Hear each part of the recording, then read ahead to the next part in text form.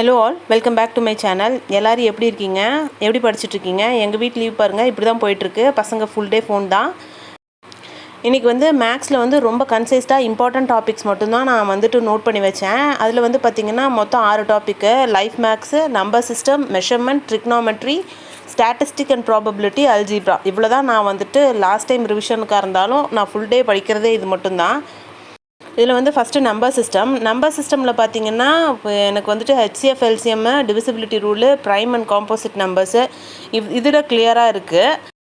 Sums கொடுத்தா solve பண்ண முடிகிற அளவுக்கு கிளாரிட்டி இருக்குது. அடுத்து பார்த்திங்கன்னா அல்ஜிப்ராவும் ரொம்ப கிளியராக இல்லைனாலும் ஒரு சம்மை கொடுத்தா சால்வ் பண்ணுற அளவுக்கு ஓரளவுக்கு நான் படிச்சிருக்கேன். இதில் ஜாமெட்ரி அண்ட் மெஷர்மெண்ட் அடுத்த லெசனில் நான் மெஷர்மெண்ட்டில் ஃபார்முலாஸ் பார்த்துக்கிறேன், கொஞ்சம் படிச்சிருக்கேன். ஜாமெட்ரி டச் பண்ணுற எனக்கு ஐடியாவே இல்லை. லாஸ்ட்டாக டைம் இருந்தால் அதை பார்த்துக்கலாம் அப்படின்னு சொல்லிவிட்டு அதை அப்படியே விட்டுட்டேன்.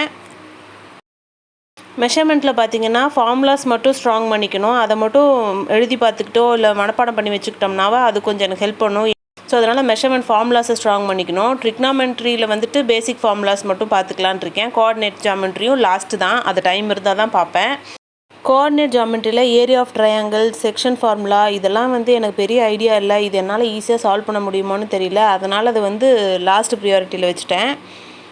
ஸ்டாட்டிஸ்டிக்ஸ் அண்ட் ப்ராபபிலிட்டிலையும் முக்கியமான மீடியன் மோட் முக்கியமானது மட்டும் பார்த்துக்கணும். லாஸ்ட் இம்பார்ட்டன்ட் பார்த்திங்கன்னா லைஃப் மேக்ஸு. இது ratio, proportions, percentage, simple and compounded, time and work இது எல்லாத்தையுமே நான் படிச்சுக்கணும்.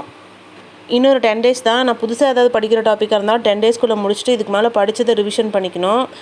நீங்கள்லாம் எப்படி படிக்கிறீங்கன்னு சொல்லுங்கள். இந்த வீடியோ பிடிச்சிருந்தால் லைக் பண்ணிவிட்டு புதுசாக பார்க்குறவங்க என் சேனல் சப்ஸ்கிரைப் பண்ணி வச்சுக்கோங்க. நெக்ஸ்ட் வீடியோவில் பார்க்கலாம். Bye bye, take care.